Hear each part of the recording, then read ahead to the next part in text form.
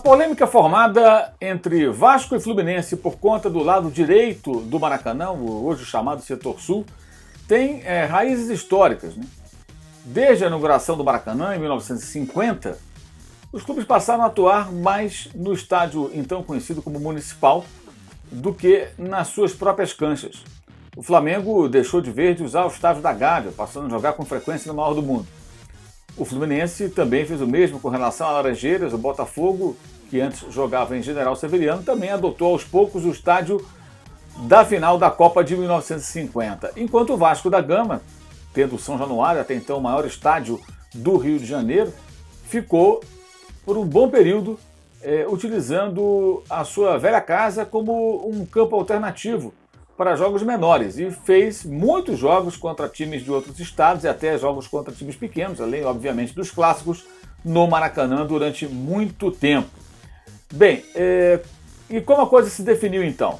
O Flamengo sempre com a sua torcida colocada à esquerda das cabines de rádio e televisão. O Vasco sempre à direita. O Fluminense à esquerda. O Botafogo à direita, assim como o América. Quando o Fluminense enfrentava o Flamengo, a torcida tricolor migrava para o lado direito. Quando o Botafogo jogava contra o Vasco, os alvinegros migravam para o lado esquerdo. E o América, quando enfrentava Botafogo ou Vasco, saía do lado direito para o lado esquerdo das arquibancadas do Maracanã. Cadeiras e gerais sempre tiveram públicos mistos. Não havia separação, não havia corda isolando os setores, nada disso. E no meio ali na arquibancada, antes da criação daquela arquibancada branca com cadeiras, era uma zona realmente mista. Foi assim durante muito tempo.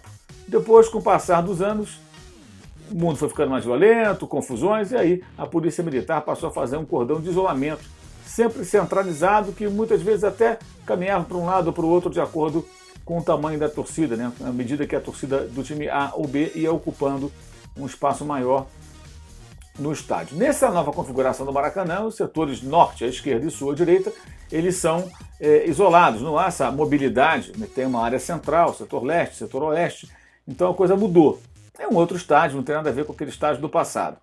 Mas quando o Fluminense, em 2013, fechou um acordo com o então consórcio Maracanã, que hoje desse consórcio praticamente só resta a Odebrecht, o Fluminense ficou com o lado direito, e não com o esquerdo, onde ficava habitualmente a sua torcida.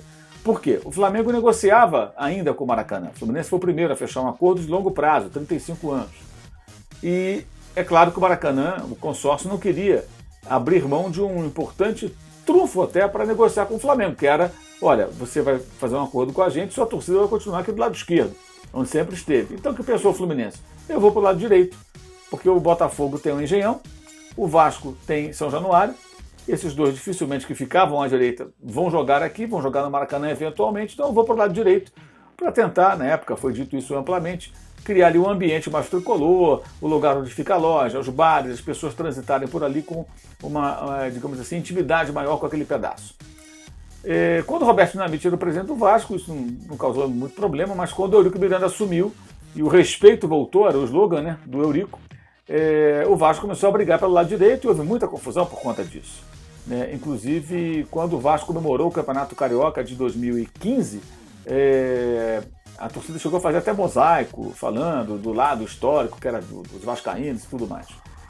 Isso deu uma esfriada com a saída de Eurico Miranda no poder, mas agora volta de novo essa discussão com a final do Campeonato Carioca, da Taça Guanabara, aliás, porque a federação fez sorteio, o Vasco ficou com mando de campo e aí o Vasco resolveu exercer esse direito de escolher o lado em função do sorteio. Eu fiz um comentário até na ESPN Brasil, no Futebol na Veia, alguns tricolores não entenderam o que eu quis dizer, eu vou explicar até mais detalhadamente para que até uma criança de 5 anos entenda. Eu fiz o seguinte comentário: isso tem uma questão política por trás disso tudo. O presidente Alexandre Campelo do Vasco se solidarizou com o Flamengo depois da morte dos 10 meninos no CT, colocando a bandeira do Flamengo entrelaçada com a do Vasco na camisa utilizada na partida contra o Resende quarta-feira no Maracanã. Muito questionado e criticado foi por vascaínos e internamente no clube, conselheiros e outros personagens. Se ele abre mão do lado direito, agora, para o Fluminense tendo o mando, ele arruma outra briga. Então, claro, Campelo fez o quê? Não, eu vou fazer questão do lado direito já que eu tenho o mando de campo.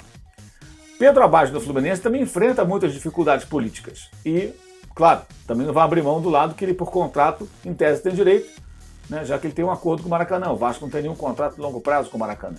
Então quer o lado direito também, porque não pode desagradar a torcida tricolor e mostrar fraqueza perante um rival, até pelo conflito político que há no clube. Então já está formada a grande confusão. Não é por nada, por acaso, por nada, estão brigando por nada, não, tem uma razão histórica aí, tem toda uma situação. Mas é claro que isso já deveria ter sido superado. Até porque esse estádio não é o Maracanã, é o New Maracanã. Não tem nada a ver com o antigo, só o lugar é o mesmo. Mudou muito, não tem nenhuma relação com aquele estádio com o qual nos acostumamos e onde vivemos grandes momentos, todos nós que amamos o futebol, especialmente quem é do Rio de Janeiro, como eu. Bem, aí eu fiz um comentário dizendo o seguinte: o consórcio também não parece muito interessado em continuar com esse acordo, porque ele é muito bom para o Fluminense. Para o consórcio nunca foi interessante. E o Fluminense não leva tanta gente ao Maracanã como leva o Flamengo. É só olhar as médias de público. Não é uma questão de estar com um time bom ou time ruim. Semifinal da Copa do Brasil do Fluminense contra o Palmeiras em 2015 não teve nem 40 mil pessoas. O Fluminense tem condições de levar muito mais gente ao Maracanã, já levou muitas vezes, mas não tem levado. Não tem levado. Raramente tem conseguido levar grandes públicos ao Maracanã. O Flamengo tem a torcida maior, leva mais gente. Por que o consórcio lá atrás não quis mexer com o lado do Flamengo? Por que depois o Fluminense, que assinou o primeiro contrato, do lado esquerdo, onde o Fluminense sempre ficou com a sua torcida, exceto nos jogos contra o próprio Flamengo, para não desagradar os rubro-negros, porque a gente queria negociar com eles. É uma coisa evidente. Né?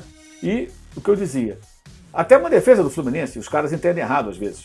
O consórcio não estaria tão, digamos assim, compreensivo com relação ao Vasco e a Federação, né?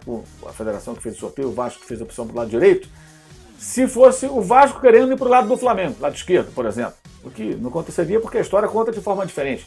Mas se o Vasco quisesse do lado do Flamengo, fosse um jogo Vasco-Flamengo, eu duvido que o consórcio fosse tão solícito, porque ele não ia querer brigar com o seu principal cliente, que é o Flamengo. Isso é óbvio, gente. Porra, qualquer torcedor do Fluminense, ou de qualquer time, sabe que o Flamengo leva mais gente ao Maracanã do que o Fluminense, porque a torcida é maior, pô. Não tá ligado só a momento de time. É uma obviedade, pô. É só você olhar as médias históricas e a presença atual, a média de público dos times, dos jogos, pô. Ora, é brigar com os fatos, né? Não é nem clubismo, é pouca inteligência, né? Para dizer o mínimo.